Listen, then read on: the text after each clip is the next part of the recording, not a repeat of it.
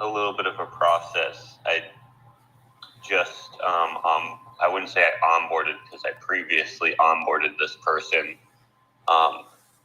technically 3 times now. Okay. For the pTGC, and I had to pretty much walk them through the process. And then when UFO first came out, I kind of walked them through the process again. But then he wanted to kind of DCA into both. So then I had to walk them through it again. That kind of just shows you how difficult the steps are, because if there's too much time in between it, you just have to keep showing them how to do it. Yep. Yeah, totally. That's one of the things I have said a number of times over the past couple of years. The people that are, that have had the tenacity and the endurance and the stick-to-itiveness to learn how to get over to the pulse chain, learn how to use a wallet, learn all of this stuff that now comes second nature. Especially the older you are, it's those people that are going to reap the benefits going into this bull run. The ones that, didn't pass it off as too difficult. I heard a story one time on a stream, and this guy called in. He's like, yeah, I missed hacks because I didn't want to download and install MetaMask.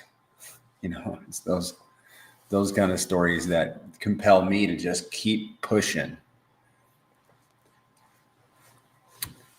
And I think a lot of people in here have that attitude and have been pushing, during this bear market.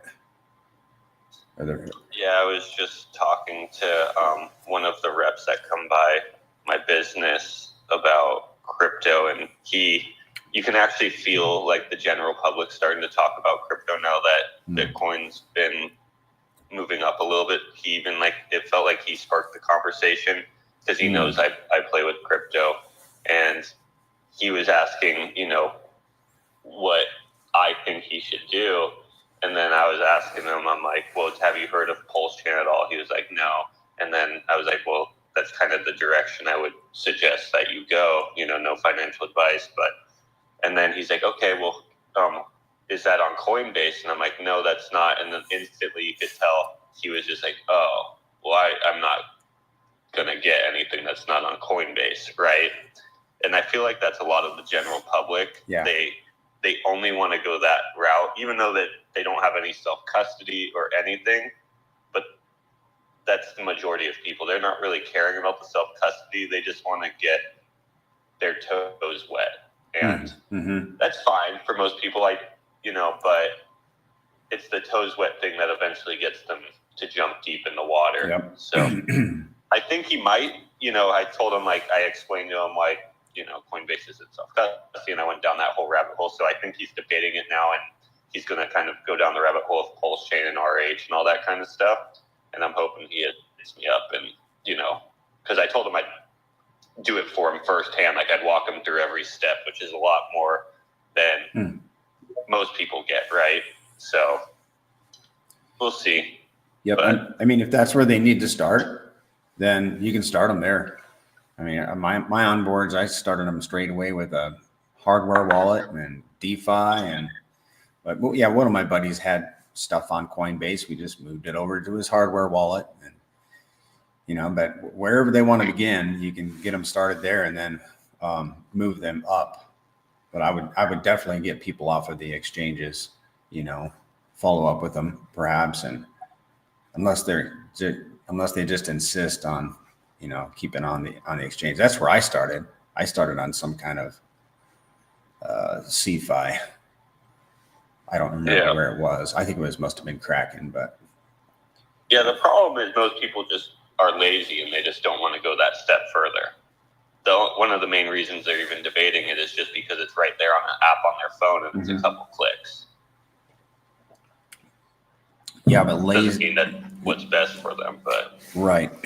Yeah, and that lack of initiative will lead to them getting wrecked. So I would just have that conversation. How are you going to feel when your central exchange gets hacked and suddenly you lose all of your your capital, you know. I will be the devil advocate to this. A lot of people who don't understand what they're doing, when they do give themselves self-custody, they end up losing all their funds because they get hacked. Go. That's a great point. So it is important, if they go that step further, that they're properly educated on what they're doing and what self-custody really means. That's true. If they are not educated, it's almost better if they're dealing with small amounts, just keeping it there, because at least it's protected by Coinbase itself. But I've seen a lot of people go that step further and then just click a malicious link and just be done. And it's just like, okay, that didn't onboard anyone. That literally made this person hate crypto now. So when you do take them that next step, you have to be so thorough about like how important self-custody is, but then also the risks of it. Yep. Yeah, that's a great point, man. I felt comfort when I was working on an exchange. I didn't know. And I would love for that. I would love for my crypto to be somewhere else where I don't have to be so concerned about security. But that's just not where we are in this world.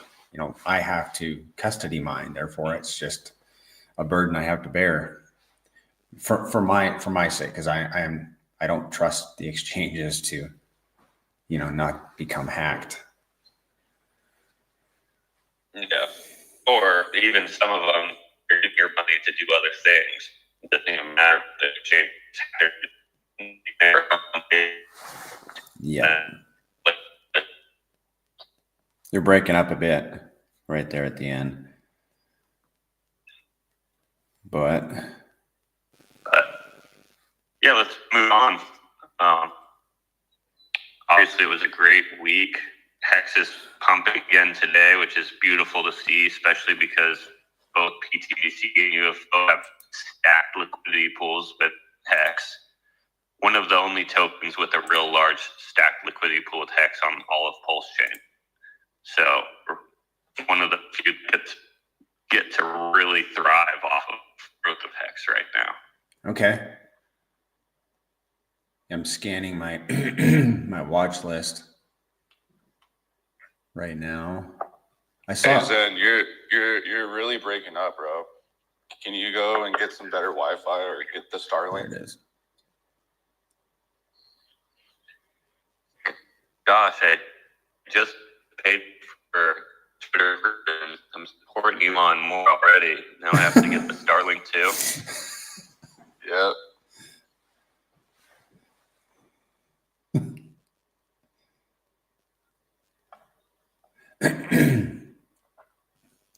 Well, that's good. I'm glad that Hex is pumping. I couldn't find the chart. I'm not gonna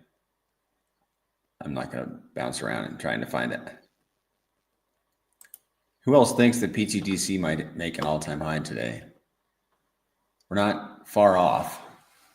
I mean, it's a little bit of a stretch from my experience with this token.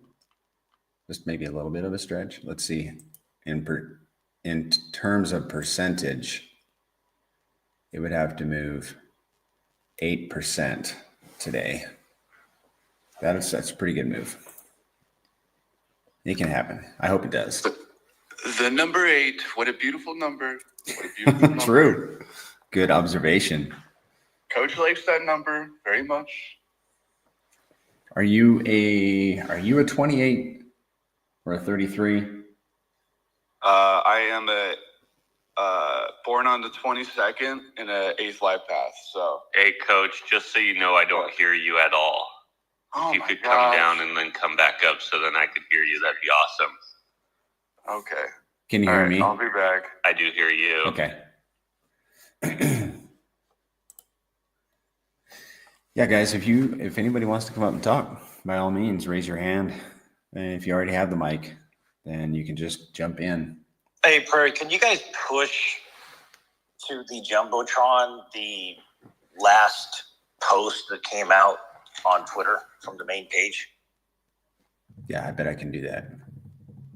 Unless you want to do it, Hayden. I've never pushed anything to the Jumbotron. Me neither. Was Mando just talking? Because Mando, I don't hear you either, sadly. Let me Well, see. you might have to rug the whole thing and come back. Well, can you hear me now? Hey, what's up, Coach? We can hear you. No. No. Well, yeah, he can't hear anybody.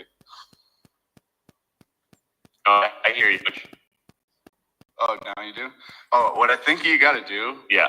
is you can't just come up and be a speaker. You have to have him request you up to be a speaker to hear him. Oh, okay. So, yeah, try that. Okay, well, we'll see when Mando comes back. Because I was hearing you for a second, right? The first time you spoke when you said you couldn't hear me because my Wi-Fi was bad, but then you randomly, I stopped being able to hear you. What was, I know Coach knows how to put stuff on the Jumbotron. Yeah, maybe he could do it then, because I'm looking around and I don't see a Jumbotron. I've seen it before. Yeah, what am I supposed to do right now? Put the latest post from the main Twitter in the Jumbotron. Okay. And I'll put it on the screen here. The one 19 minutes ago? Probably. Yeah. There it is. It's done. Ooh. But it's just banana talking about like live pass numbers and everything. Like it's just you have 2 8th live pass that created pTGC. So it's like in an 8 year.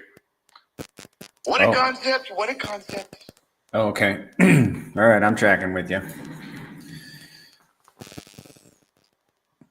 Okay, so let's read this post. It's in the Pulse TGC Twitter. If you guys aren't following this one, then here it is, Pulse TGC, at Pulse TGC. Here's the post. When you take the time to get educated, to understand how liquidity pools work in PulseX and why, in the Gray's opinion, at Richard Hart Wynn, has created one of the greatest potential opportunities of all time, then you know what we mean when we say the great revaluation. Richard is the giving tree of crypto, and the ones that will benefit the most are those that took the time to understand what he unleashed when he system state forked Ethereum, launched PulseX, and was patient. And he has been patient, hasn't he? I have not looked at this post yet, so I'm about to click on the images. Click on that image. Okay. It's full screen, the image. Okay. So the image is there showing Prairie how the liquidity pools for both pTGC and UFO are beginning to beautifully revalue themselves based on the underlying liquidity pools and the pairings with RH tickers and the other kind of blue chip tickers on chain. Mm-hmm. And for everybody who's been on the journey from the beginning, you know what those liquidity pool valuations looked like 6 months ago versus what they look like now and versus what they may look like in the future. Wow, they're looking strong. Each of these tokens has a pair, at least one pair that is over $1 million. PGDC and WPLS is $1.3 million. PTDC and Hex is $500,000. PTDC and DAI is nearly $500,000. UFO, its largest pair is UFO and PTDC at $1.8 million. UFO and DAI, $1.75 million. UFO and Hex, $1.56 million. UFO and PulseX, $1.06 million. And then there are 2 other pools that are about $500,000 each. That's UFO and Inc. and UFO and the other Hex. It's beautiful. becoming more and more attractive every week. Yeah, also we have the WPLS pair, which is I think closing in on 2 million. It's just cut out of that screenshot. It would be at the top, but Oh, okay.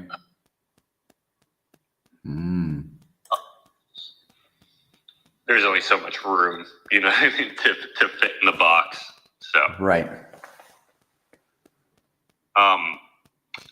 On this topic, we had a tweet. If you want to bring it up, Banana. It was a video, and we snipped the video, and it was a conversation that RH Max, Axis, and Crispy were having. It might be a good time to kind of just run into that video and talk about it real quick. I honestly love this clip. Yeah, it's almost 3 minutes. I watched it. Yeah. Do you think it's? I don't think anyone would be able to hear anyway, so we could just talk about it. Yeah, that's what we'll have to do. Yeah, if anyone wants to watch it, if you haven't, it's on our main account, this account I'm speaking from right now. I think it's like 4 posts down or something like that. You'll see RH Max, you'll see Axis, and you'll see Crispy's face, and you can watch it. Pretty much, I believe Crispy is the builder of this app. I'm not 100% sure, but it seems like he is, and it's a private app, so not everyone can use it, but he uses it. He's the one that built it. Okay, it's super amazing. Like, it's absolutely insane. But he has toggles that he can move, and it filters out things that he thinks are irrelevant at times or relevant at times.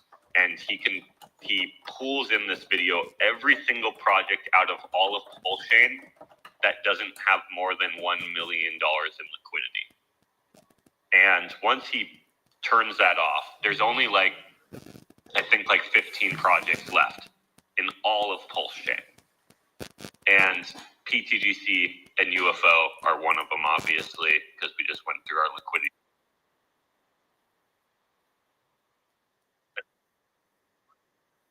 Step, if he went further, though, was he could filter out tokens that don't have a million paired with RH tickers, because that would have turned those 15 tokens actually down to what I believe more like 10 tokens, and the majority of those tokens out of the 10 would have been RH tokens, bridged in tokens like wrapped ETH or wrapped Bitcoin or wrapped USDC, etc., like the bridged in tokens that are here on Pulsechain and us. And I think PDI. And PDI. And also this token called Helgo that has like $3 million with Hex. But what my point is, we're one of the only projects besides PDI and Helgo that have not only $1 million in liquidity with RH tickers, but technically like $10 million of liquidity with RH tickers. And no other projects on Pulsechain are doing this for the most part. A couple other projects. It's really cool to filter all that out and really just look at the facts. And I love that app that he created. He just does that in real time. So if anyone hasn't seen that, it's worth a watch. I did wish he went a step further and filtered out the tokens that are paired with other tokens that aren't like RH tokens, to just see which ones have those RH token liquidity and which ones are kind of paired to each other. But sadly it didn't, but I know what the answer is. It's only a few besides RH stickers. And what he says is, I quote, when he's looking at the screen, when he windows it all down, he says, "We know the UFO and pTGC have taken off like freaking banshees, but here they are, top tokens on Pulsechain." That's awesome. And I was chatting a couple weeks ago with one of those gentlemen and helping him onboard. And so at least, I know one of those guys has held these tokens for a while. I'm not sure about the other one, but the second one is in, and I'm happy for him. Wise guy. He's a wise man.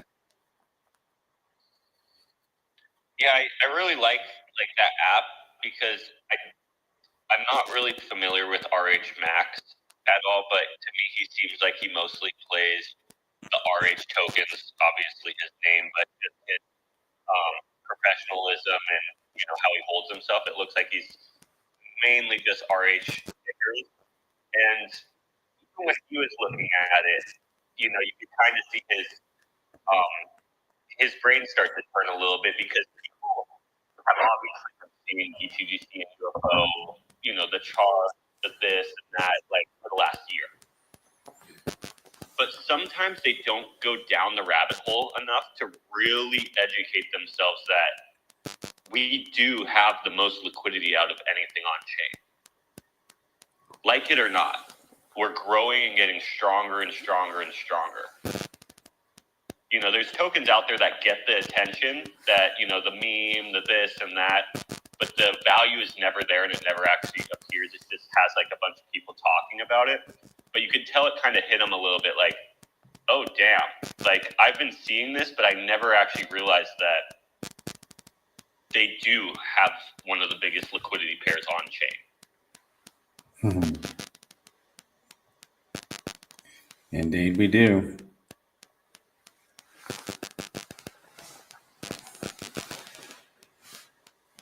We really do. And it's going to be It's growing.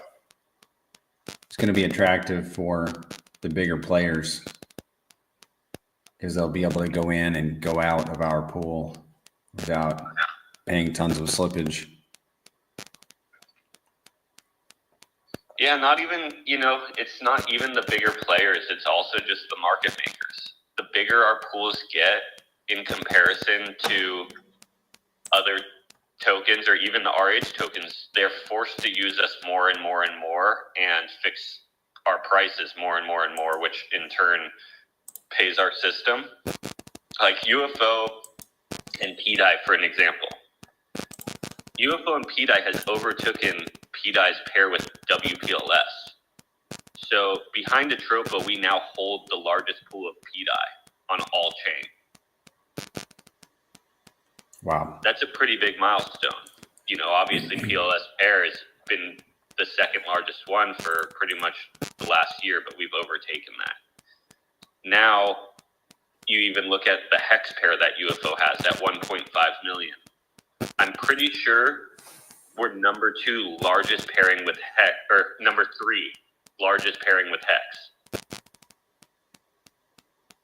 If you go down any of the RH tickers and you actually compare us against anything out there, we're in the top 5 for all of these. As these get bigger, the market makers are forced to use us more and more and more and more, which kicks our utility in more and more, which obviously we all want. That's paying the APR, that's doing the buy and burns, which is helping the price continue up, that's doing the buy and burns to create scarcity. Scarcity drives value. It's making us more deflationary. The system's working really, really well. And it's nice to see that pretty much all of our LP pairings are taking over the chain as being, in the top 5 of LP pairs with those RH tokens.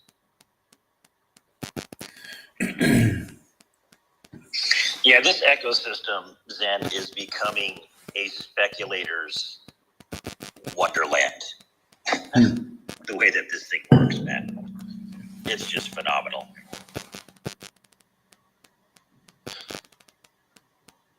Yeah, it feels like it's growing more rapidly recently too with the RH ecosystems. Feels like revalue itself. Obviously I could be wrong. We could go back down, but to me it feels like it's starting to revalue itself, and I can actually feel the pressure of the machine like almost turning over and starting.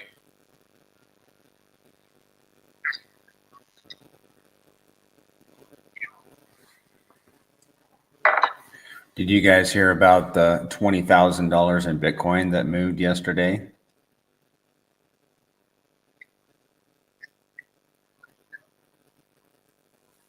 Can you guys hear me? No, it was 2,000 Bitcoin moves. 2,000. Okay. Well, that makes it even more interesting. Because I was like, it's worth like 174 million. It hasn't been touched in over 10 years. oh, interesting. 10 years. Okay. So it was only 2,000. This is interesting. So somebody moves 2,000 Bitcoin and it's all over Twitter. You know, yeah, it's a big quantity, but how much of a portion is that supply of the supply is 2,000 tokens? It's 0.0001. It's a single squid position. 2,000 tokens is about one squid position worth of Bitcoin. I think, Prairie, the thing is with those kind of wallets, the space enjoys watching basically Genesis wallets that never move because they're mining 50 Bitcoin blocks, you know, from their laptops back then. Right. And have some of that start to move is just fun to watch, man. It gets you thinking. To me, it piques my curiosity. You know, like, did he move it to a wallet for an error? Did he send it over to an exchange? You know, where did he put it?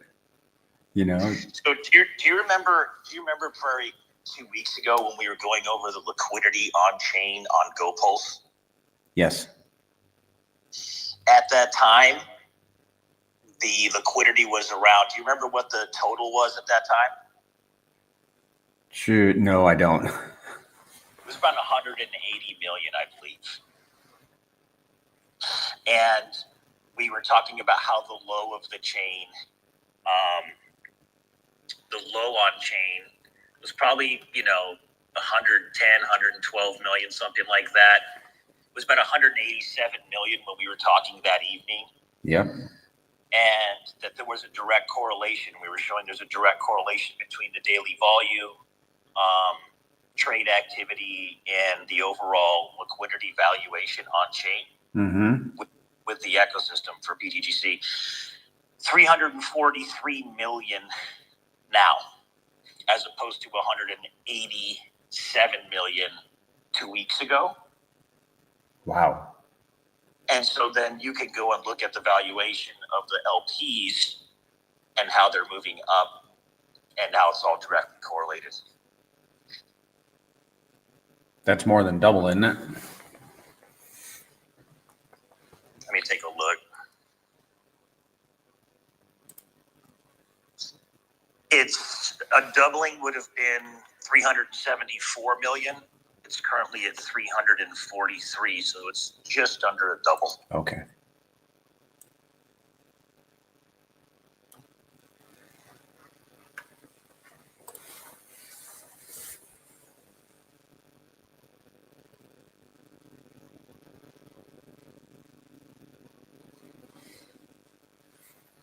It was nice to see Bitcoin move 10% this week. I think that happened on, I think it was Tuesday. That was pretty exciting. I haven't seen Bitcoin move that much in a long time.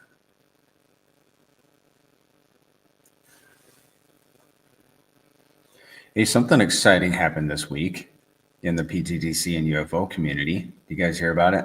About the Polish group that started out?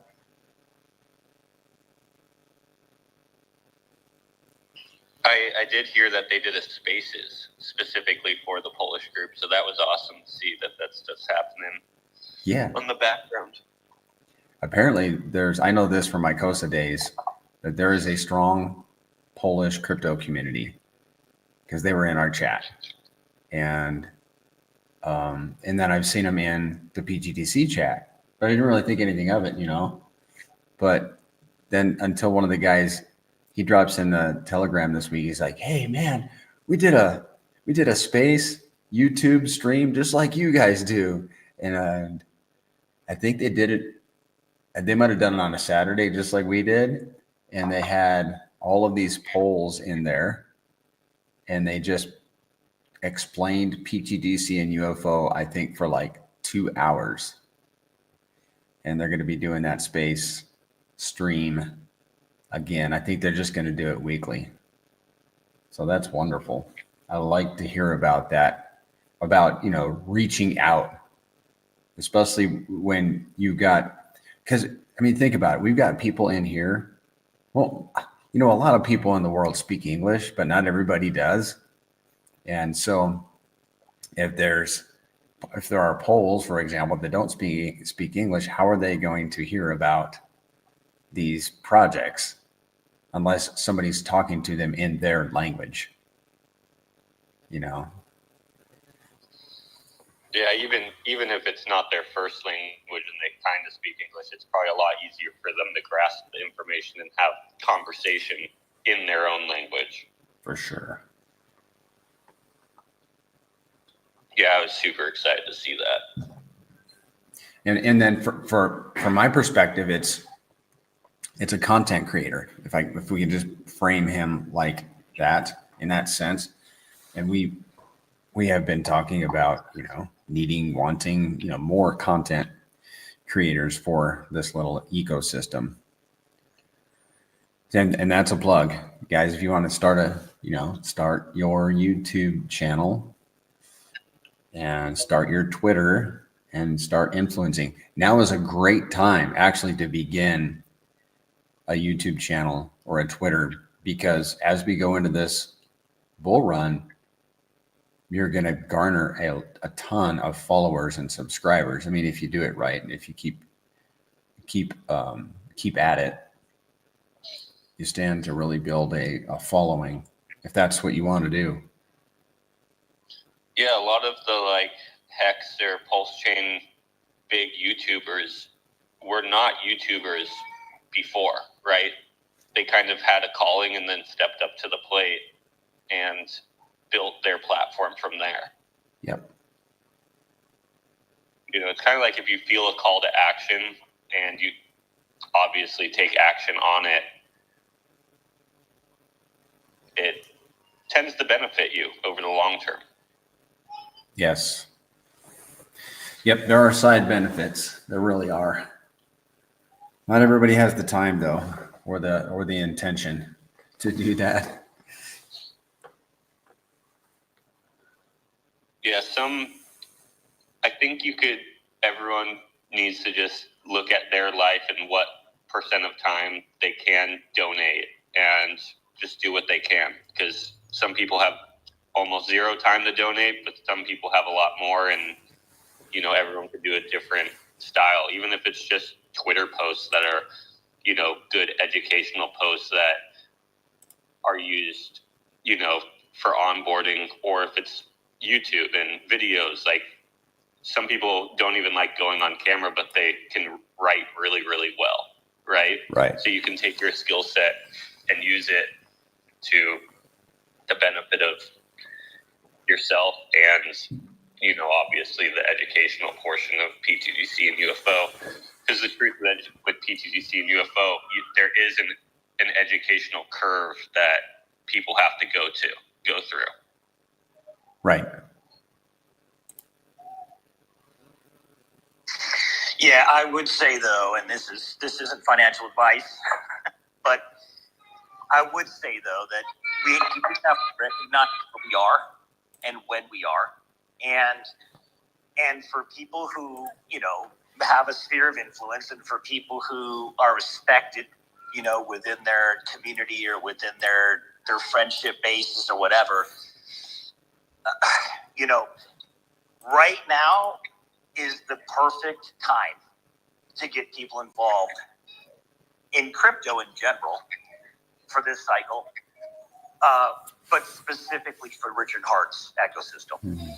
Right now is the exact, in my opinion, is the exact time, if you were ever going to onboard people to get them involved. They didn't have to go through the 3 years downturn. They didn't have to go through the down, up, down. They didn't have to go through the sacrifices. They didn't have to go through all the doldrums of darkness. everything is bullish. Everything is turned around. The cycle is here, right? So if you were ever going to onboard people to Richard Hart's ecosystem, it would be right now. And obviously, within that ecosystem are the PRC20s built on top of it, and obviously this ecosystem is one of the best ones by far on top of the ecosystem. Yeah, the timing is everything, guys. You know, most people don't share with the people that they know in crypto because they don't want to get blamed for them losing money, which is 1,000% understandable. Mm-hmm. But everybody I talk to, they're beginning to open up to crypto again because it's that part of the cycle. They're seeing it on the news. They're seeing Bitcoin hitting new all-time highs. They're seeing what's happening.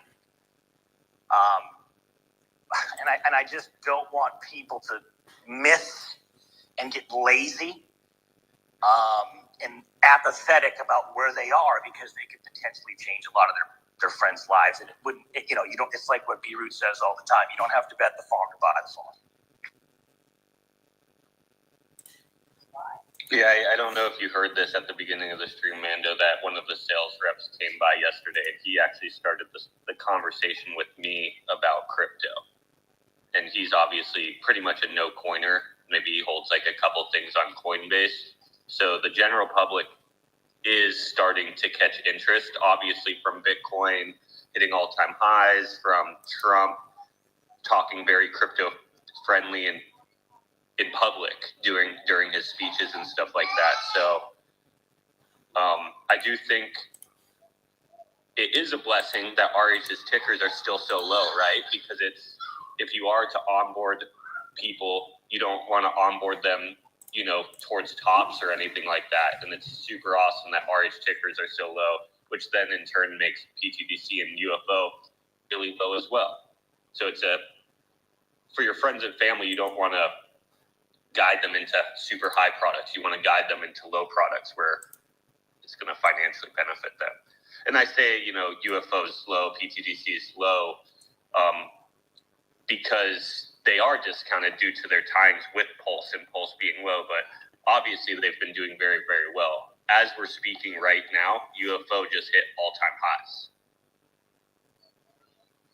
So a micro cap is 100 million in market cap or less. That's the typical definition of a micro cap. Okay. Neither of these things are anywhere near exceeding 100 million in market cap. They're still micro caps on a massively undervalued blockchain, right? With technology and innovation that we've never seen in crypto on any blockchain. It's just, if you're speculating, if you have capital to speculate, like I said, it's a speculation wonderland right now on the RH ecosystem. That's just my personal opinion. And, you know, it's great that people are starting to wake up, like you said, Zen. It's starting to happen over here on my end, too. I'm starting to get a lot of my old friends calling me up and, hey, Mando, you know, this, that, and the other thing. It's within the last 2 weeks. Because this is how the cycle always plays out, you know? But I think that we can get complacent because a lot of people do this every day. What comes to my mind is this. You know, just think about a few of those people that you love that you think would be open to learning something new. And it's all about them. Right? It has nothing to do with you benefiting whatsoever. It has everything to do with helping somebody break free from this bullshit system that they're in. And doing it at a very good time. And they don't know what the timing is because they don't do this every day. But you do. Right? And I'll just leave it at that because it does make a lot of sense. But you guys can see what's happening on chain. You can see what now it's like Bitcoin. Okay, Bitcoin's $90,000. Okay, but the last cycle top was 68,000. Right? Ethereum hasn't even hit an all-time high. Yep. And yeah, that can be due to, SEC stuff and just this new cycle has brought in more L1s and things like that has diluted the market in a way. But I seriously don't think that that's really the case. I just think that there's always a lag between Bitcoin front running everything and then those massive gains trickling down into Ethereum and into the EVMs, and then they go into the small caps, and that's just how the cycle plays out. But specific to RH's ecosystem, I just have a feeling, Matt. It's just this is the time. If you were ever going to speculate, this is the time. And I see some people in here, Arizona. I see Arizona up in here. I don't know if you're a part of the ecosystem here yet. If you have questions, man, I'd love to hear your questions. Come up and speak. Crypto style, a lot of you people that have been here, now is the time to come up, give your testimony, share a little bit, get it on the recording. We'd love to have you guys all step up, raise your hands, and make this space engaging.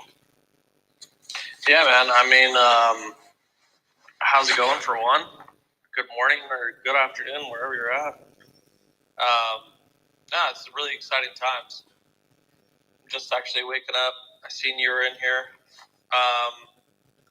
Listen, man, if there was a way that I could follow your footsteps, Mando, like, it's really hard to trust people in crypto, but I think I've known you long enough and I've seen your trail of breadcrumbs you're leaving behind.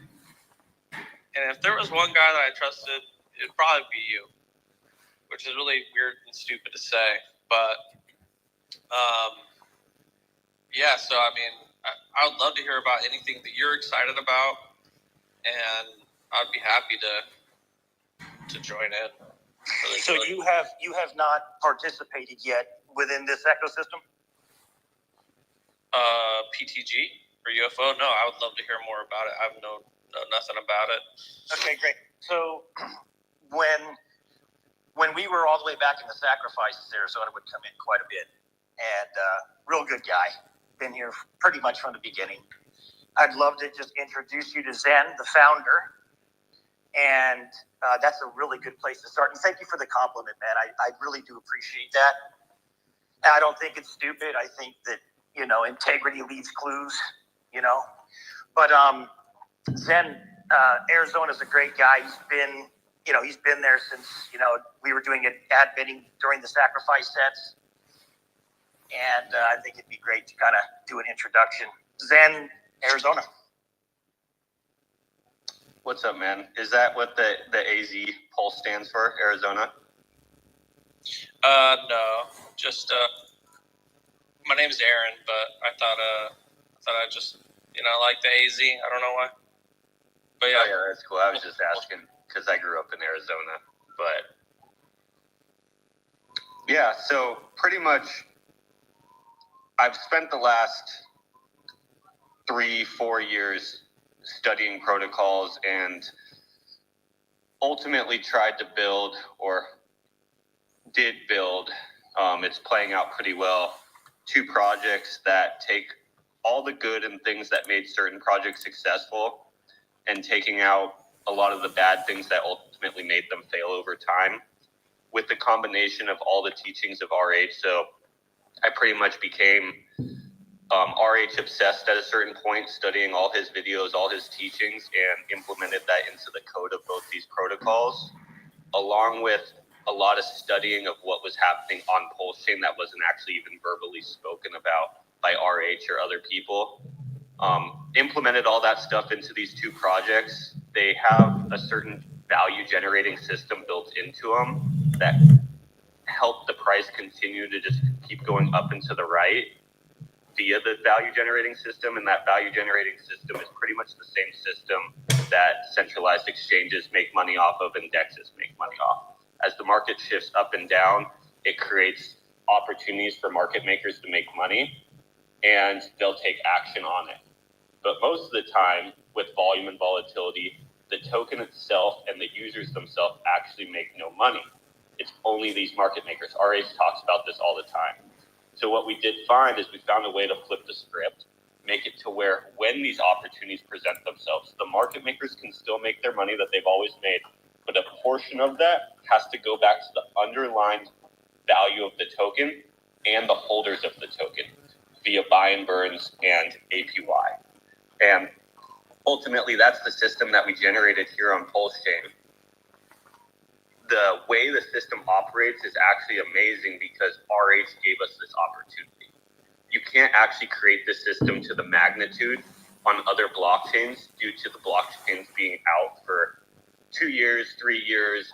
And then on top of that, the fact that RH gave us an entry price of what I believe are like the main narratives or the main like products of crypto. There's the store of value, which is hexed at extremely cheap, like way too cheap. So that's awesome. We can bond ourselves and create a liquidity pair there. We have the gas token, which is Pulse, which is the copy of Ethereum. Ultimately, we're getting that at extremely discounted prices. We have the DEX token, which is PulseX. So we're able to pair with that. We have the inflationary payment token for farming, which is Inc. So we're getting a copy of that. Not only that, we have a restart on meme coins, on other protocols that are like DeFi 2.0. And we're able to create a web with all these tokens at the bottom. On Ethereum, you can't do that at the bottom. The project's been out for, I think Ethereum's been out like 8 years now or something like that. So he restarted the clock for us to really make it to where we could create this system and have it actually operate in full gear. And it actually hasn't even turned on yet because Pulse Chain is still half a stack rate. But even in this unfavorable environment that we've been operating in, the machine has been working very, very well. So once the environment becomes favorable, once Pulse Chain, obviously goes up past stack rate and more, this machine actually turns on. And we're just excited to see how this machine turns on. A couple of other things that come with the machine turning on is we actually will have some of the largest liquidity pools out of any project on any blockchain. And what's different from our project compared to other projects is we actually make money off of our liquidity pools. So the bigger our liquidity pools get, the more value our system actually makes, and we can give back to the holders via APY. It's written in the code to give back to them. And then also buy and burns, which is also written in the code to do buy and burns constantly. So with the normal system, when you're in it, your value is not actually working for you. It's just money sitting under your mattress. But with this unique system, all the value in the system is working for its users, making money on the money or making value on the value. So I do have some questions. I was hoping you'd say that. So just two questions here, right? Is it one for the most not advanced technologically advanced guy? How would you break this down in layman's terms? Because there are some things that you said that I do understand, and there are some things that you said that I don't understand, but kind of have a little bit of a grasp on. One. And two, the thing is that I'm having a hard time doing because I'm seeing some good opportunities out there, but I kind of wrote it on my grave that I'm not pulling any of my Pulse Chain, and I don't want to put any more money because I already have a lot of money in Pulse Chain and Pulse X, so it's hard to pull any money from those tickers at half of stack rate. So like I did it in the beginning and I did make some money, once again thanks to Mando. So and following his Twitter, thanks again, brother. You got me some more money in Pulse Chain, because that's pretty much what I did. I was just venture out a little bit and I'll put it back in the Pulse, and just kind of rotating in. But here's the thing, is that I think what we've all been waiting for is on its way, and I think it's just about to blow up. So thank goodness we've all been here probably for a long time. I mean, I have, and I've fucking had some diamond ass hands. But I'm more than happy to explore a little bit, and I know whenever the Richard Hart, pulse chain goes up, it's gonna drag and bring everything with it. So, Can I stop you on that comment, because I hear that comment made all the time. yeah. That all, when tides go up, all boats rise. That is not true. 99% of the ships sink to the bottom of the ocean before the tides even rise. So I 100% agree with your statement saying, hey, I've been here for 3 years. Like, I'm sitting with this pulse chain at half a sack. I'm not really trying to go speculate on random things. That's completely true, because most of those speculations are going to pretty much zero. You know what I mean? Not all boats rise with the tide. Most of them sink to the bottom of the ocean. That's like another thing that I was gonna say is that, like, honestly, the only reason why I'm in this space right now is because Mando's here, and if Mando says it ain't a scam, and I'm willing to put a little bit of money into something else, I'll be happy to. So, Yeah, so I'll just go on record right now. 100% not a scam. All the liquidity is paired with RH tickers and burned into the LPs. 100% not a scam. The code has been audited. It's been working flawlessly for over a year on chain. UFO's been doing the same thing, just a little bit. It's like in its 6th or 7th month now. So everything you look for in terms of finding something that's not a scam is present in this ecosystem. 100%. okay, and both pTGC and UFO, 100%. and I can just trade them on PulseX. Yes, you can. Now the biggest thing, and I talk to Zen about this all the time, is, obviously, and then Zen can speak to you about this, but it's okay.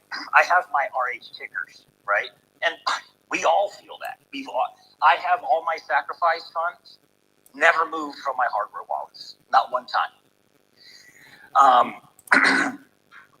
But since the launch of Pulse Chain, since the deployment of pTGC, for example, I think Prairie can look this up, or I can probably do it. But the last time I looked, in 12 months, pTGC has done between an 800 to a 900x against Pulse Chain. So if you liked Pulse Chain, you were better off owning some pTGC, because it did an 8 to 900x on the Pulse Chain, right? And the reason why it did that was because it's a lot smaller of a cup. It's paired with Pulse Chain. And if you understand how liquidity pools work in PulseX, there's a reflexive nature between those things. So pTGC gets all of the X's that Pulse Chain gets because it's paired with the mean of RH's ecosystem. But it also gets all of the X that it personally does on its own. So there's an X multiplier effect. It gets all the X of Pulse plus all the X that itself is doing as well. So the reason why the timing, and we were talking earlier about the timing being so important, is because we are sitting still under sack rate. But I think even you would agree that, like you just said, it's indicative of the timing. You believe that we're starting to trend up. We're coming out of that lull from the bear market and the weight. Everything's going bullish. And it seems like we're starting to go into that bullish season that we've been waiting for. Well, what are the things that are going to benefit the most from that? Things that are real.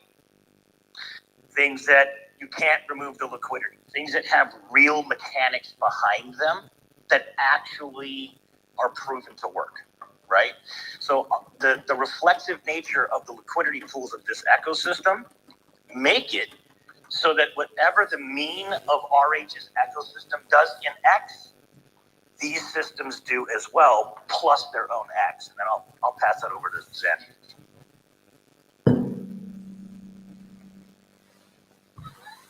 Yeah, so I called it the X multiplier. Richard Hart calls it reflexivity. He actually had a post about it a few months ago. Mando just talked about this. Any X that Pulse Chain does, anything that has sustainability that's tied to it, will also do those X's. But if any of that value actually trickles down, to Hex or to pTGC and UFO, we don't only get the X's that the blockchain did, but we also get the X's that we do, and we're able to multiply them together. The easiest example is like a year ago now, it's like 10 months ago, Pulse Chain did like a 4X. It went up. Well, in that time of Pulse Chain doing a 4X, pTGC did a 4DX because it got the 4X of Pulse Chain, plus we did a 10X against it, and you multiply those two together, making a 40X.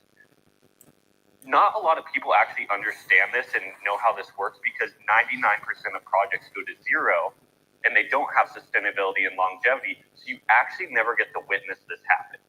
But when you do have a project with sustainability and longevity, you get to see this in full effect. And the reason why this project has sustainability and longevity, one, it's got a fun narrative, it's a fun meme, it's an alien theme, but more importantly, it's got a utility that isn't actually dependent on a user using the utility. And that's what's really important because a lot of protocols try to create utilities behind their protocol. But if you don't have a user to use that utility, it's ultimately pointless, right? So with this protocol, the utility behind it is actually, it doesn't need a user to use it. It just relies on the market doing what the only thing the market does. When the market goes up or down, it doesn't matter. It creates market making availabilities. And then we make money off of those availabilities because the market makers fix it and then pay our system, which pays the holders and buys and burns our supply. Similar to how a normal company would do a buyback, but that's just written in our code. There's no user doing that. It just happens. And you're asking, like, what's the easiest way to understand it? You're saying that you're part of the sacrifice phase. So I'm sure you kind of deep dove into PulseX. You can correct me if I'm wrong. But so when I was studying hundreds of projects, a couple of the main projects I was studying most were obviously the RH products itself. And I have a lot of the fundamentals of RH products built into the system. An easy one to look at is PulseX. So PulseX has a buy and burn built into it, right? So does pTGC and UFO. PulseX makes value off of the market shifting, users using the DEX. As people buy, as people sell, as market makers fix the prices, PLS gets bought and burned, bought and burned, bought and burned. It's ticking away at the supply constantly. And this is what people love and are bullish on, is that deflationary supply. pTGC and UFO have this exact same thing built on. Because of all of our liquidity pairs with all the main RH tickers, as everything moves on chain, as everyone trades through the DEX, we also buy and burn our supply. But the trick is, we're such a smaller cup compared to PulseX, we are actually able to buy and burn our supply and move our chart up at a way faster rate. It's kind of like the comparison is, imagine PulseX as a pool, and this is just a little bucket. You throw a hose in the pool, but to fill that pool, to raise the price of that pool, it takes a day to fill a pool with a hose. But if you throw the hose in a bucket, because it's a smaller, has smaller volume, you can fill that bucket in a matter of 30 seconds. And that's why it's easier. But the interesting thing is, a lot of people were really excited about the single-sided staking of PulseX. And with UFO and pTGC, we built single-sided staking technically into the code. By just holding pTGC and UFO, you receive more pTGC and UFO with every single transaction. So you're actually getting more of a supply with every single transaction of a supply that's actually decreasing with every transaction. With every single transaction, sorry to interrupt you, with every single transaction on UFO pTGC, or its tickers that its liquidity is paired to. on every single transaction with our tokens. So with pTGC or UFO, yeah. Which tickers is it paired to? So we're paired to all the RH tickers. So we have like almost $2 million paired with Pulse. We have almost $2 million paired with PHEX. We have almost $1 million paired with Inc. We have over $1 million paired with PLSX. We have over $2 million paired with PDI, which is a narrative that it's a stable coin going to $1 and RH is going to peg it. I don't know if you know this or not, but we also have a few other blue chips on the blockchain, like Teddy Bear was a meme coin. So pretty much the idea is we created a web of all the blue chips of Pulse Chain. So every time those shift, the market makers are forced to fix our pairs and pay us for doing so. And then another cool thing about it, and this is kind of just an extra bonus, is by holding these tokens, you're actually getting the mean of all of the blue chips of Pulse Chain.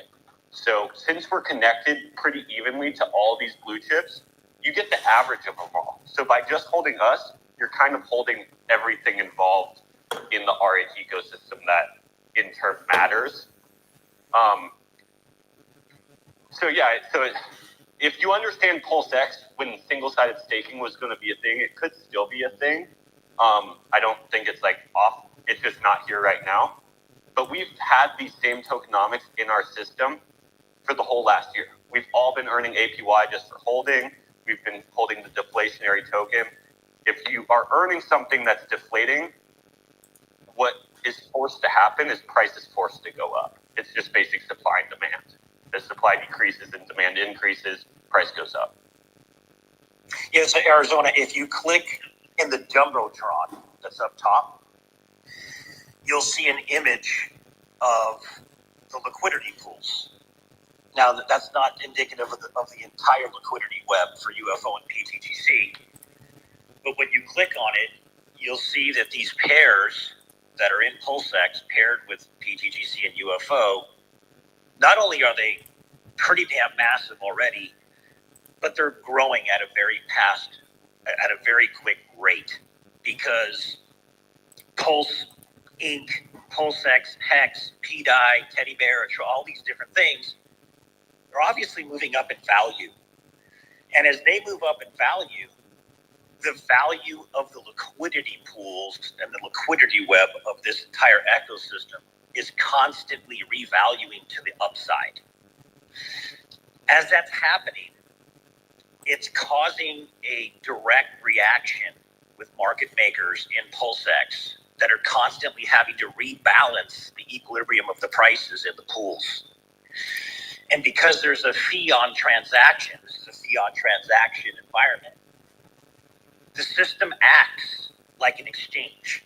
So it actually is a revenue generating token economy.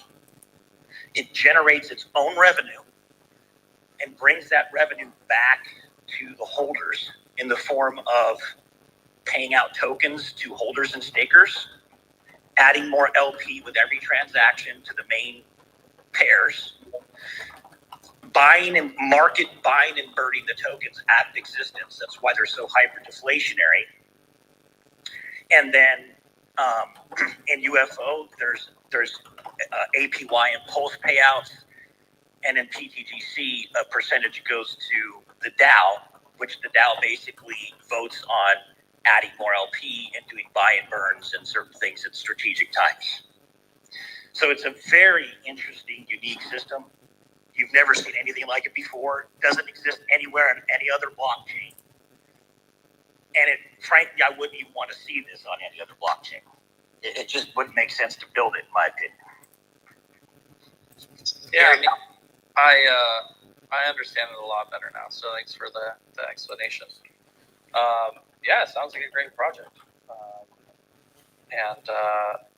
So do you mind pinning the chart? And the chart probably going to have the contract address, correct? Yeah, absolutely. Let me see if I can get that done. Thanks, and I'll probably hop over my computer. Yeah, We're going to keep talking, AZ, so if you have any more questions, just butt in. But I'm going to let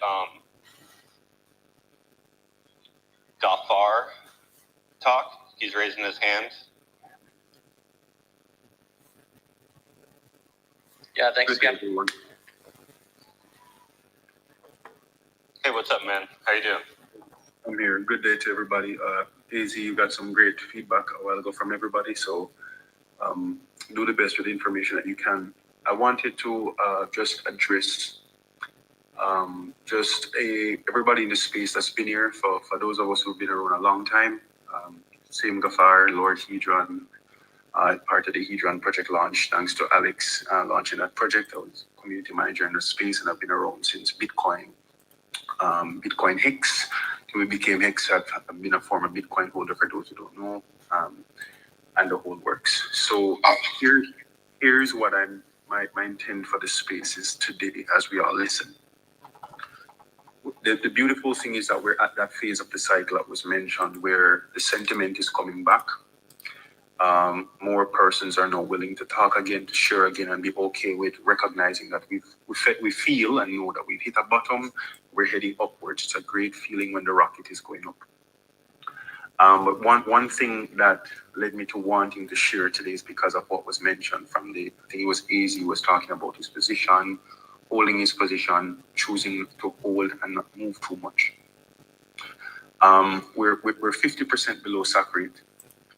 And we've also had many upgrade projects like pTGC, UFO, and a lot of others who've been doing fantastic work to get us up off the bottom to move forward.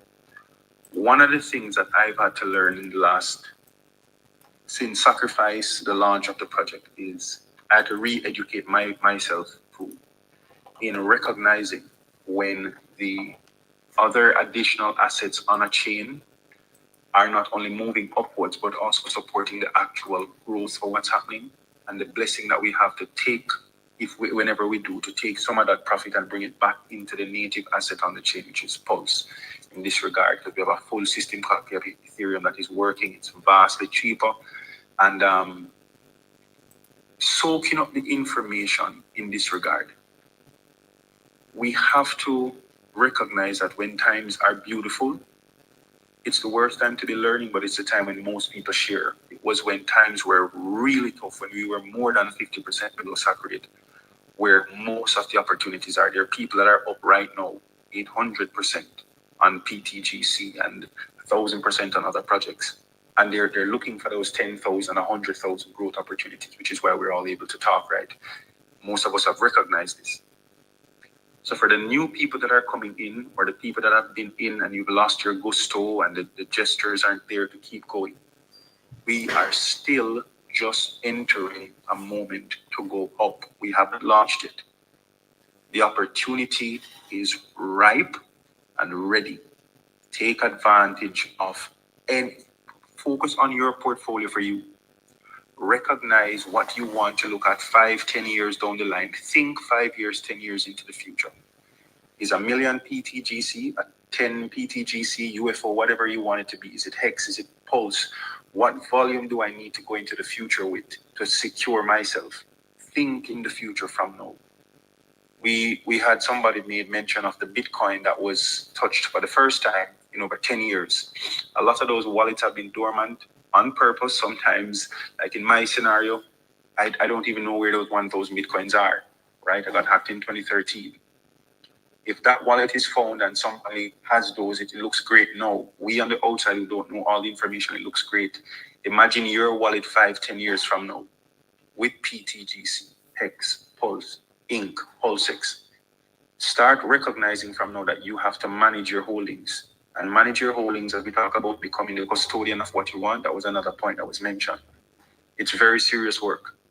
So it's beautiful. So before I sing praises to anybody and we celebrate when we go to 1,000x and 10,000x's, from now, recognize for yourself, people, what you want to hold on to in your portfolio for you. Secure your bags as best as you can. There are a lot of people here that will tell you, yes, buy now because it looks cheap. They're already up 1,000x, 10,000x. Me too, I'll raise my hand.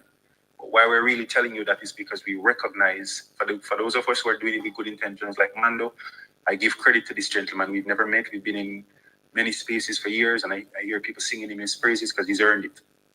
There are some of us here that will tell you what we do, honestly, and some of us will tell you what we do when we plan to sell on you. It happens in the space all the time.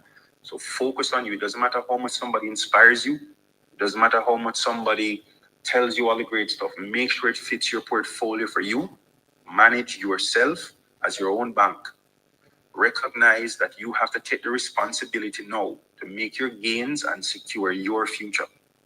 There are some that will tell you, yes, it's great. Like, for example, when Hex was at 3 cents, 10 cents, 12 cents, 44 cents, 48 cents the last time, a lot of people were telling people to buy. They were dumping on them at the same time. It is factual. So I'm telling people now, focus on your long term. As great as the narrative seems and the percentage gains are coming, focus on your long-term prosperity. Hold what you hold for you. Do not make the inspiration that you feel because of what somebody else's respect or their trust in the space has done for you, make you feel like you want to do that too. Make sure it works for you. And so that you can really respect the information that you get from a Mandalorian, from anybody else in the space, from Richard. My final point. When the space starts talking even more, don't buy all the news. Make sure that you've already been in for you and your future. It is going to happen. December into January is talking point crypto. Every year, every cycle. It doesn't matter which, if we're in an up or a down, it happens every single year. Get ready from now so that when the talking comes, you're listening to the frequency and not absorbing the noise. That's all I'll say, gentlemen. I love the space so far. Mando, my respects to you, brother. You've been consistent. Just like the gentleman AZ had said to you before, and I've shared my sentiments, so I won't go any further. Respect for the time, gentlemen. Thank you for your input, man. We appreciate that a lot. Everything you said, I agree with. Yeah, you're welcome to talk in our space anytime. I love that. That was so, I don't know who that man is, but he's got some experience and wisdom.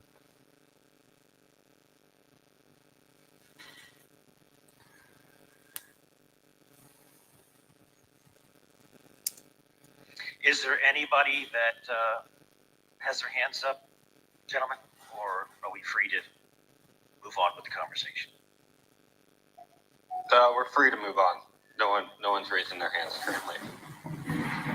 Okay. Prairie, did you have any numbers that you wanted to go over? I do. I would love to kind of throw that in there right now. I think it's a good segue into the next segment. Okay, perfect. Let's go over the numbers. I'm just going to go over the sheets that I've been keeping updated and hit the highlights. So bear with me a second. Just getting on track here. One of the most exciting metrics, of course, is holders added. In October, we averaged 27 a day. We're looking at the pTGC stats right now. We'll flip over to UFO here in a minute. 27 a day average in October. And in November, you're averaging, hold on a second, 19. So we're under the average in pTGC, but wait till we flip over to UFO.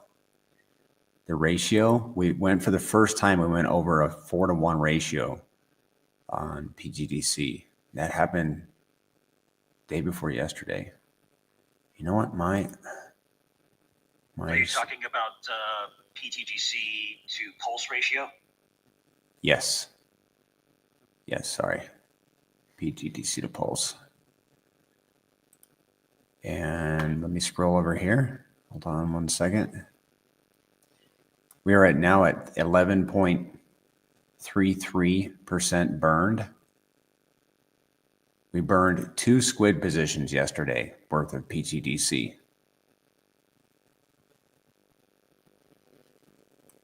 Hold on a second. Yeah, also on your YouTube Banana, when you're done going through your spreadsheet, if you want, you could pull up the new website for stats that CryptoCom created as Good well. call. Good call. Let's do that. And if anyone also wants to pull up that site on their own, we could probably put it in the Jumbotron. Coach, if you have a second, can you throw Crypto Kong's website in the Jumbotron? It's a super awesome site that shows the daily burns of both pTGC and UFO, the rewards that's paid out, etc. It's liveburns.vercel.app. I'll pop it in the YouTube chat also. There you go. And we'll jump over to that here in just a minute. Let's go to the UFO tab now. We were averaging, in UFO, we were averaging 9 new users a day. And we're averaging now just up till, hold on a second, I'm missing some days here. For the month of November, we have averaged 19, a full 10 new users per day on average. And while everybody was chatting, I was doing a little bit of thought experiment on the ratio, because it has increased for the past 8 days. The pulse to UFO ratio. It went from, let's just call it 2 on the 1st of November to, I'm going to round it up to 4, a 0.4, a 0.2 on the 1st of November, 0.4 now. So if we can, and that's 2 weeks. If we continued that trend, we'd be at a 1-to-1 ratio by about the end of December. I mean, if we continued that trend. And 1-to-1 ratio with what? Can you clarify, please? With pulse. So UFO would be at a 1-to-1 with pulse. Yes, by the end of December, if we continued at the rate that we've had for the last 2 weeks. And yeah, that would be incredible. That'd be another milestone. I mean, we all remember when pTGC went 1-to-1 with pulse. I think it was back in July. And that was just so exciting. It'll happen with UFO. And we burned 4 squid positions of UFO yesterday. Well, we burned a dolphin's worth the day before. And that's about it for my sheets. Yeah, so right now, one pulse is 2.58 UFO, just to give you the perspective on that. And then Prairie last night was an additional $16,700 plus added to the Hex pTGC pool. I see the ratio as 0.3912 on Dex Screener. I'm on Pulse X right now, and I've got one pulse is pulling up 2.58 UFO. Oh, okay. I think maybe they just flipped it around. Yeah, you guys are both just doing it in different directions. Okay. It's actually it's increased since this morning. I recorded it at 0.3815 this morning, and it's 0.3912 right now. Let's look at live burns. This is a lot more attractive than my spreadsheet. Okay, TGC. We love your spreadsheets, Prairie. We love your spreadsheets, man. Thank you. I do too, man. You just get so much insight on what's going on, but they're customized. This website, Live Burns, is more user friendly, if you will, and I like the graphics.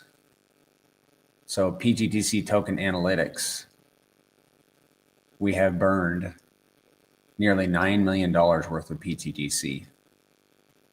And he's got it broken down by different time frames that you can see, like every 15 minutes. In the last 15 minutes, we burned 9,000 pTGC just in the last 15 minutes. And then he shows 1 hour, 6 hour, 12 hours, 24 hours, we burned 6.8 million pTGC, a total of $1,578 burned in the last 24 hours. I mean, that's a new user coming in with $1,500 burned in one day. You know, that's exciting. And then We have the price of pTGC right here. It's up 10% in the last 24 hours. $77,000 in volume, $5.3 million in liquidity, 472 transactions. I'll skip some of this. Circulating supply is 295.4 billion. And I love this section down here. The volume allocation for 24 hours. Hold on a second, it's refreshing. $388 worth of pTGC burned. $388 sent to liquidity. $1,554 sent to the Dow. $777 to holder reflections and $777 to staker reflections. And then for UFO burned so far we have burned $1.5 million worth of UFO. In the last 24 hours, we burned $829 worth of UFO. The price is up 13% in the last 24 hours. The liquidity is over $10 million for this token. That's for all the pools. $10 million. $107,000 in volume for the last 24 hours. And by the way, this week, we had our first day that was over $400,000 in UFO volume. And the volume allocation, $3,196 to LP providers, $1,065 to buy and burn the token, $1,065 to UFO holders, and $1,065 to burn pTGC. That's it. I mean, this is happening day after day.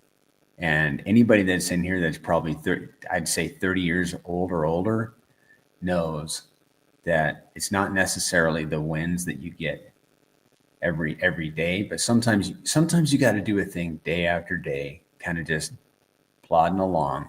And that's what we're doing here. You think, oh, $1,000 burnt at pTGC, what is that?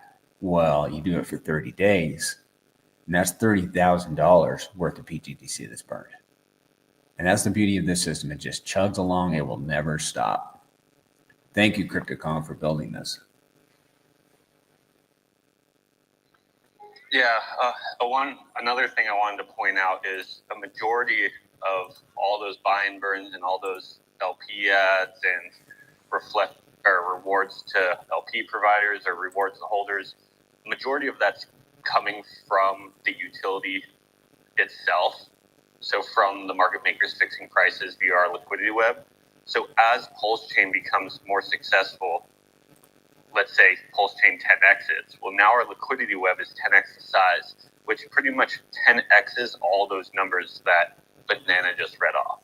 So if let's say today UFO or today pTGC had $3,000 worth of pTGC burned, mathematically, if Pulse Chain does a 10x and our liquidity web is 10x more, we will be buying and burning $30,000 a day. And then obviously that rate can increase depending on how high you think or how high Pulse Chain does go. There is an equation where it also is dependent on how high we go against Pulse Chain, which increases it as well. That's a little bit more difficult to figure out, but as Pulse Chain starts to turn on, our machine really starts to turn on, and I'm super excited to see where this goes. Banana, I don't know if you have this debank link, but do you have the debank link to the 30K to 1 million journey that we're doing with the UFO farms at all? I just pulled it up. Shaka Vibes suggested it on YouTube. So I'm looking at it. We're all on the same wavelength, man.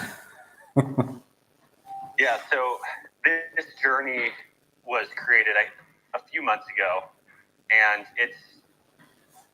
to pretty much see how easy it is using the UFO farms to turn 30K into 1 million. It was created pretty much at the exact same price of Pulse Chain that it is today. So this is kind of really interesting to look at, is Pulse Chain is ultimately the exact same price when this journey was created, but the UFO farms value is currently at like, I believe 120K or something like that. I don't have it up in front of me and I'm not watching your YouTube, but so we're up 4x on this farming position using the UFO farm, but Pulse Chain is pretty much up 0, which is just really interesting. And that's due to obviously UFO going up X's, and also some of the other LP pairs that we're farming with. Since UFO is directly built on the Pulse X DEX, it a lot of the, or pretty much all the farming pairs that we have are all RH tickers. So recently, Hex has been on a run along with UFO. So that pair is doing really, really well. You can see that's the biggest pair that we have, is because that pair has been outperforming all the other pairs. But now we're, a 9x away from hitting the 1 million journey. Well, let's see. 1 million divided by 119,000. Would you just take the whole wallet value, the value of the whole wallet? I would just divide 1 mil by 120K or whatever the wallet size is, and see how many times that goes into it. We're an 8.4x away. Yeah, 8.4x away. Where the journey started at like a 32x, I think, or something like that. So we're getting pretty close. And this is the reason I created this journey, is I wanted to show users how easy it could be to turn 30K into 1 million. It's probably going to go way past 1 million, but I thought that was a fun goal and a fun journey to do with everyone. Agreed. And that's not, we haven't even claimed any of the farming PLS rewards yet as well. I'm looking at the wallet right now on YouTube, because you can pop in the address on your Ratty wallet. I don't know if you guys know how to do that, but I can look at the DApp exactly like any user. I can take any wallet, pop it into Ravi, and see this DApp like they see it. And that token, this wallet has earned, let's call it 27 million UFO in reflections and 35 million pulse for LP. Nice. Mm-hmm. I think that's like $2,000 or something like that. Can we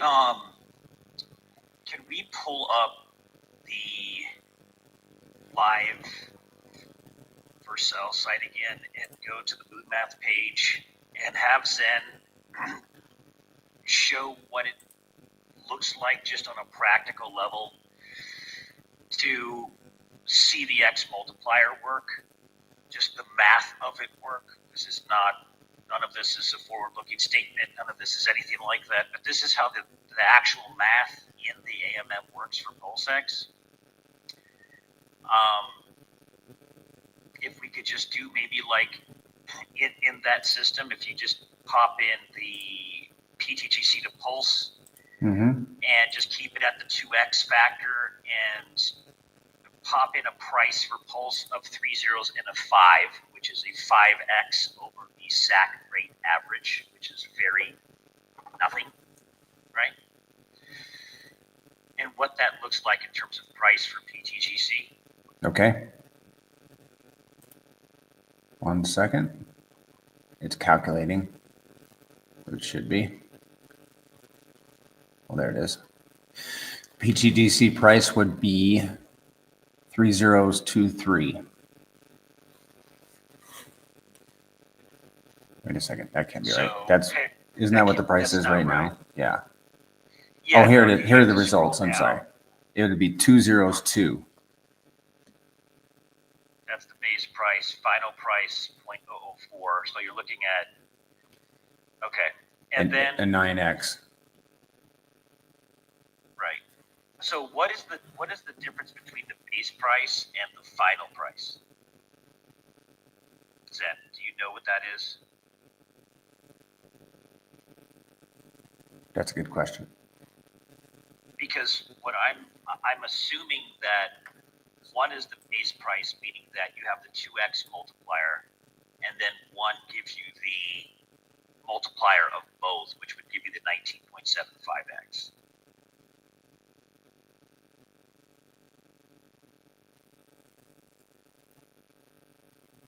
I think you're probably right that that's the multiplier of both.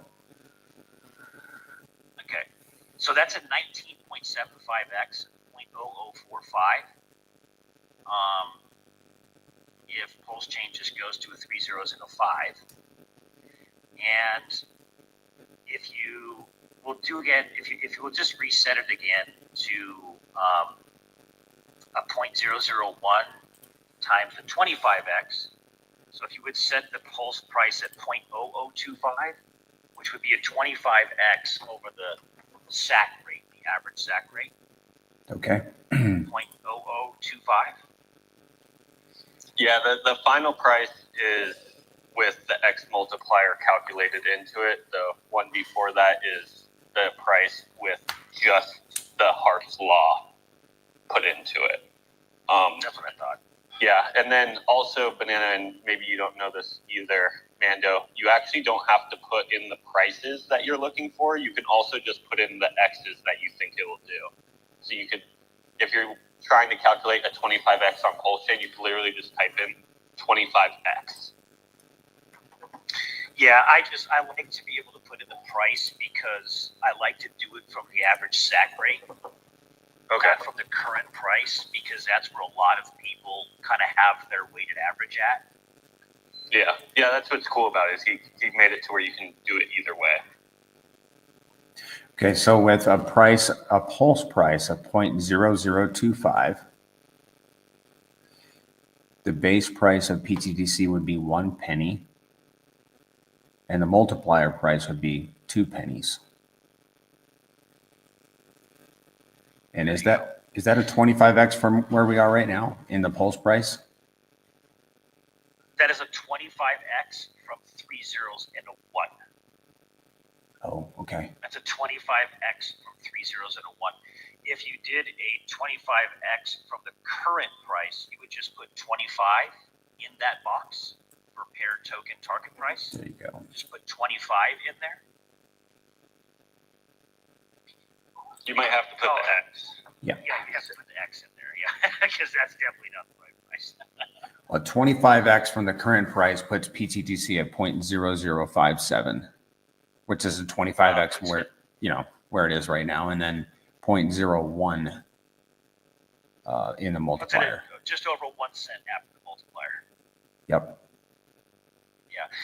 So you can see that what you have to do is basically just think to yourself, where do I think the mean, and that's just for pulse chain. That's not including ink or PDI or Atropa or PulseX or Hex.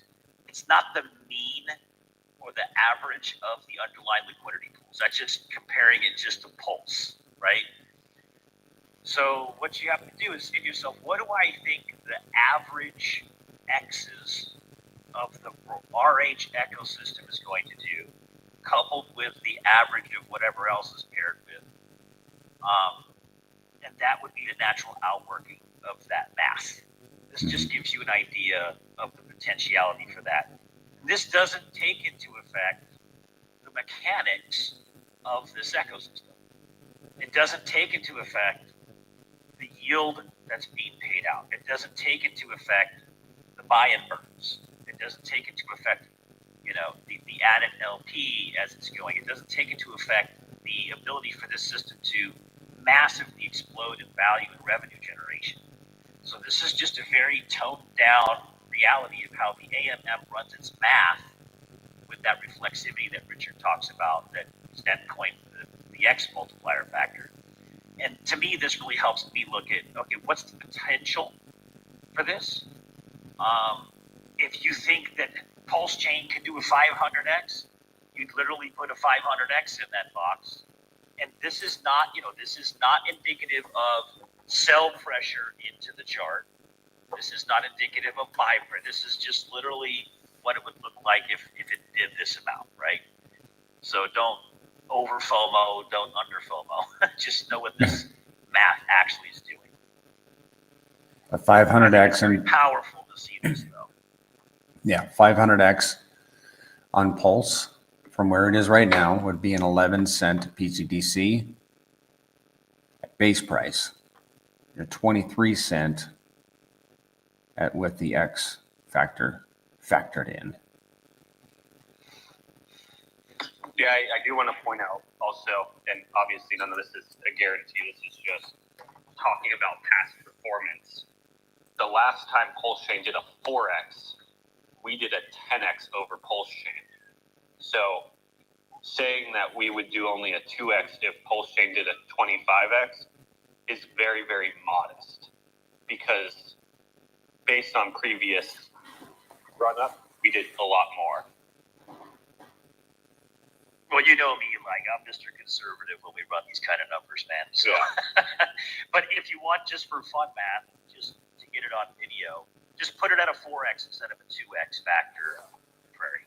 Okay. See what happens. 4x. Calculate. I have a quick request. Go ahead. I don't mean this in any harmful way to anybody, but can someone, make a real big dip in the chart for just a quick 10 minutes here? We all hope that. Like before you go on, Prairie, Arizona. There's so many people that are waiting for somebody to capitulate out of their backs with like a lot, because there's a lot of people waiting to try to get cheaper backs. I think that over time, the people who have taken profits, they've taken profits strategically over time, and I just think that at these levels, like people that they're just not willing to sell copious amounts of the product. I mean, it's just I don't see big dips in the chart really. I'll echo Crypto Stylist when she says, and you can see her say this in a pinned message on my Twitter, Prairie Banana.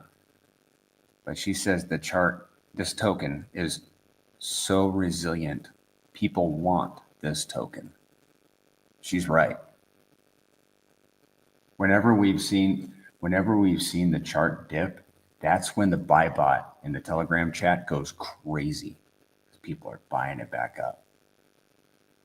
So a 4x in Pulse would be a base price of pTGC at 0.0009. And we're at what? 0.000, well, I have it right in front of me, 2 right now. That'd be a 4x. And with the X factor, it would be 0.0018, or like 0.2 of a penny. And that's just with a 4x. That's with a 4x on Pulse. And I've been saying for a while that I don't think Richard Hart's going to be satisfied with anything less than 100x on Pulse Chain. And that's a, we don't know. We don't know what's going to happen. Obviously, we've heard 14,000x, which is just like retarded and just stupid to even mention stuff like that. I don't even like to even mention stuff like that. But I just like to keep it way lower for conversation. Yeah, if I can, real quick, I want to touch a little bit just for AZ. The first one is, people are expecting RH to do this amount of X and estimating on that. The one thing I love about our community is, and I always give the basketball team example, is I look at pTGC and UFO as we're like, and RH tickers and RH, as we're all on a basketball team together, and everyone here on Pulse Chain is just looking at RH as like the best player on our team to make all the baskets for us, to win the game for us. But that's just unrealistic sometimes. Like sometimes he's sitting out or he's just can't make the baskets right now. But that doesn't mean we can't make baskets and win the game for ourselves. And that's kind of what we're doing here on pTGC is we're saying, hey, pass the ball to me. I understand Pulse isn't going up right now, but that doesn't mean we're not going to make our own baskets right now. We're not going to go up right now. Because that's what we're doing is we're scoring our own baskets to win the game for not only us, but also for Pulse Chain in general. Because if we succeed on Pulse Chain, that helps Pulse Chain succeed as well. And then if RH does come in and help, or if Pulse Chain is successful, that just makes us that much stronger as a unit. Because I look at us and RH tickers and these other tickers all as a team. We're not competitors. We're all working together for the goal of the success of Pulse Chain. And if one of us is playing a good game or one of us is scoring baskets, that makes it better odds that the whole entire team is going to win that game. Trying to think what the other thing I was going to touch base on. Oh, yeah. So he was talking about like, hey, could someone throw a big dip on this? And then we're talking about how the dips get eaten up. So this idea is actually pretty simple. It's scarcity brings value. And with this protocol, we built that into the system because it's simply a store of value. And with a store of value, you want it to have scarcity. If the example I like to give is water. So if you live in the United States, you probably have water flowing to your house. You can turn on your sink, water comes out. Water doesn't really have that much value. You can get tons of water for pretty cheap. But let's say you weren't getting water to your house anymore. Water now became very, very scarce. Well, now people are pretty much willing to pay whatever dollar amount willing to get water. So as soon as you turn water scarce, it drives up the value to ridiculous numbers. But as long as there's plentiful of it, it doesn't have a lot of value. So with the deflationary supply of pTGC, since we keep the supply becoming scarcer and scarcer and scarcer with every transaction, it keeps driving the value up. And then the next example is luxury car and watch market.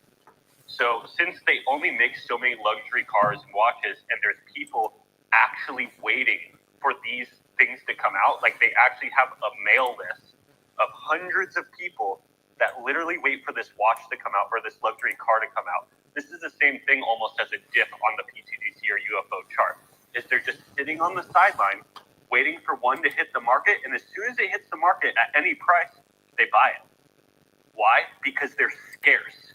They don't just manufacture them into oblivion. There's only, I believe, 1 million Rolex watches made every year, but there's more than 1 million people that want them. And that's inflationary. There's more watches coming out every day. What if they're deleting watches every single day? They're burning them, because that's technically what we're doing here. So it's actually a really simple idea. It's just scarcity drives up value.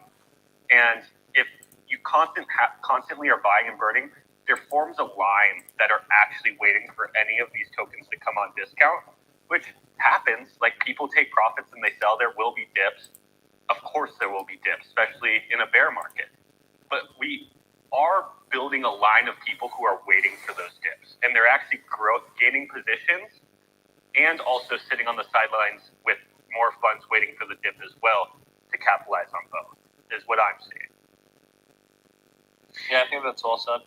I also think that, like, I don't know why I'm thinking this or putting this in my head, but it's kind of like the buy and burn version of the S&P 500 for Pulse Chain. That's kind of how I'm looking at it a little bit. Am I way off?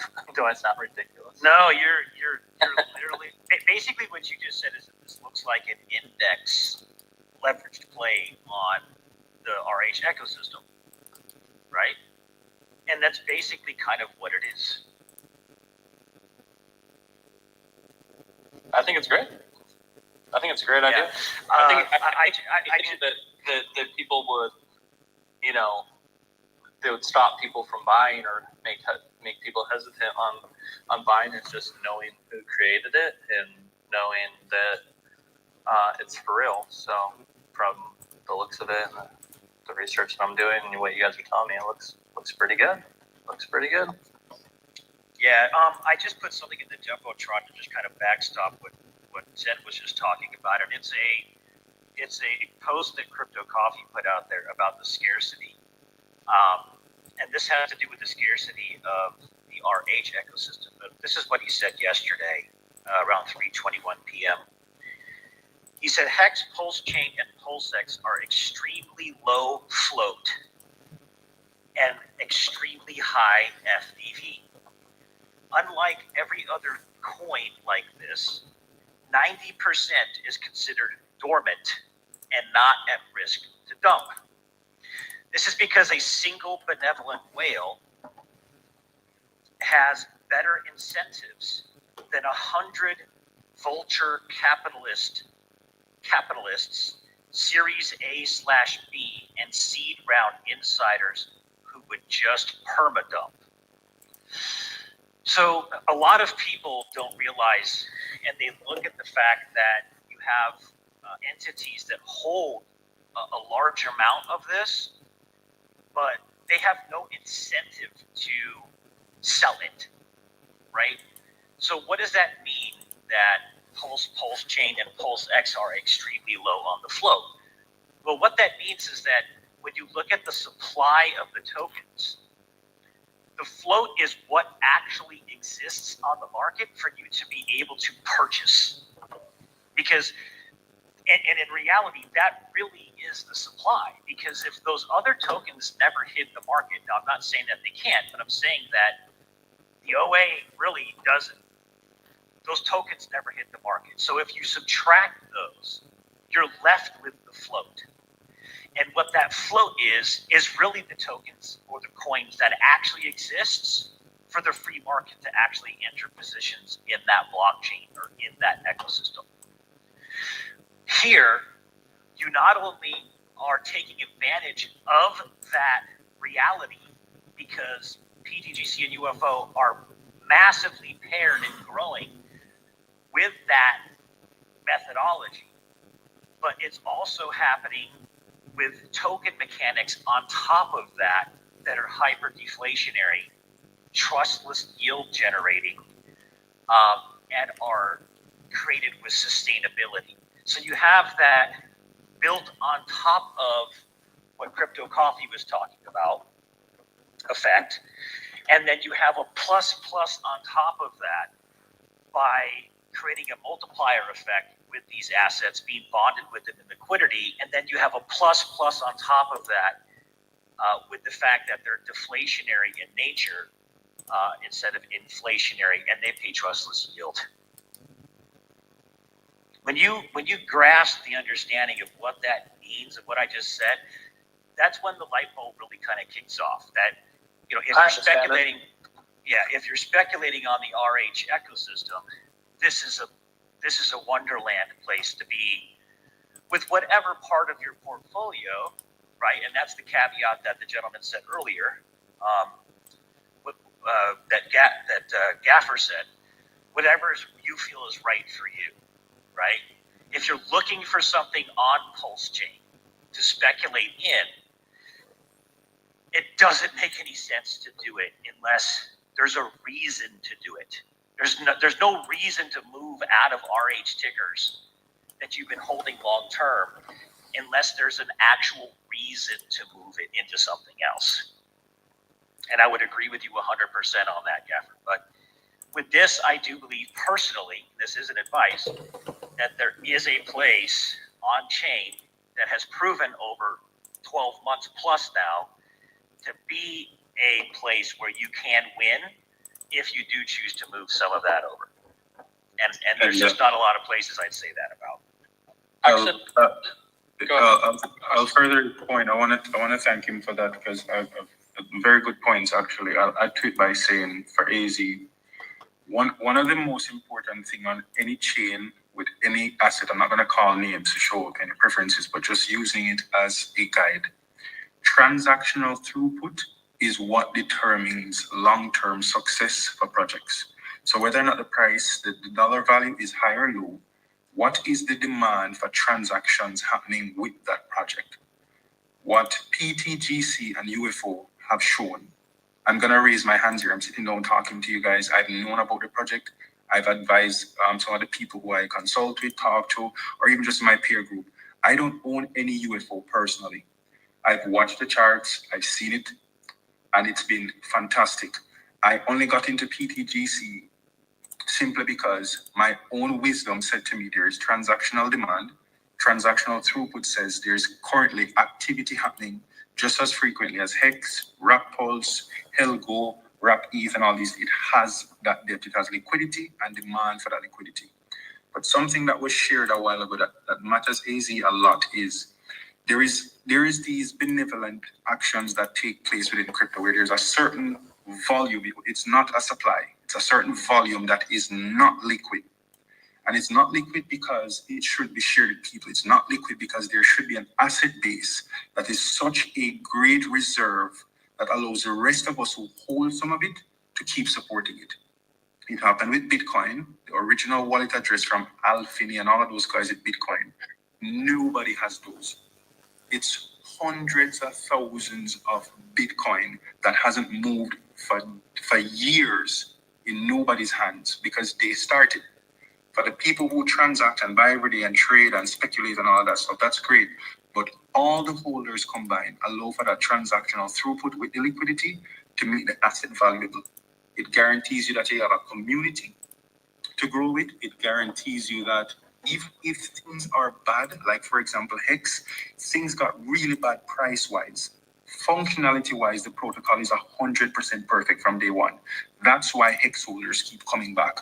We've been through depressions, moments of jubilation and celebration, and just losing our shit, right? Because there have been happy moments. But at the core of it all, that transactional throughput speaks the most volume because people show clearly with their cash, with their time, and with their desires for the future that I want to hold on to this thing for the long term. Pay attention to those things. If you believe that Pulse is so valuable, then the things that are supporting Pulse's own growth by growing on the chain and they're moving 100x, 200x, 10x, 1x, whatever, that's volume. You can always go into them and come back into your Pulse and grow your bags. So here's a transformational value point. If you start with, let's say you started out with 10 million Pulse and you set a goal for yourself that over 5 years, I'm going to grow 10 million Pulse into 1 billion Pulse. How will you do that? You can't sit around and wait for the price value of Pulse to go up because even if the price goes to $1 per Pulse token, you still only had 10,000 Pulse token. You're going to have to take the decision to use a certain percentage of your Pulse, put it where there's what? Transactional throughput. Allow for those gains to happen, then come back with more Pulse. You send one little piggy to the market, that little piggy comes home with a basket. That's the intention for it. So what the gentleman just said to you and everyone else here is valuable. You want to be able to see the things that have that demand and trust not in just the person, but trust in the community to create a transactional throughput that shows that high demand for the asset and it will grow and move upward to the right over time. Yeah, awesome. Thanks for sharing that. Hey, Banana, I do have to shut it down by 9 today, just so you know. Okay, I'm good with that. Can I spit out one last question? Do you guys mind? Not at all. What's the difference in between UFO and pTGC? Anything? Yeah. So they kind of work off of the same mechanical value bringing system with the LP web. UFO has a farm built behind it. So as a user, you're able to provide LP on the farm, which is on the DApp. And that those tokens obviously get put into the web of the ecosystem and they start working for everyone. And then you earn PLS for doing so. To where pTGC does not have the farm built behind it. What you do with pTGC is you just single-sided stake it. It's called like soft staking. We call it because you keep complete self-custody of your tokens at all time. Even with the farm with UFO, you keep complete self-custody as well. That's one of our like about this ecosystem is we found a way to where users keep self-custody of their tokens when they're participating. Most tokens don't do this. They take the custody of your tokens when you're staking them, even with farming. With this system, you keep self-custody the whole entire time. But so pTGC, they both work off the web mechanic, but with pTGC, you single-sided stake your pTGC to earn additional rewards. With UFO, if you want to go a step further than holding, you would have to participate in the farm. And what you do on our DApp is you pair your UFO with an RH ticker, and then you earn a portion of the PLS rewards that are paid out via your UFO shares rate. And that's like a whole other topic that we can get into. Awesome, thank you. Yeah, you should join the TG. And if you have any other questions, we open VCs in there, and we can also just answer them as we go. There's a lot of helpful links in there, there's videos in there. K4K has videos, Graphics has videos, etc. Awesome, thanks so much. Yeah, no problem. And then we also do these spaces all the time. So.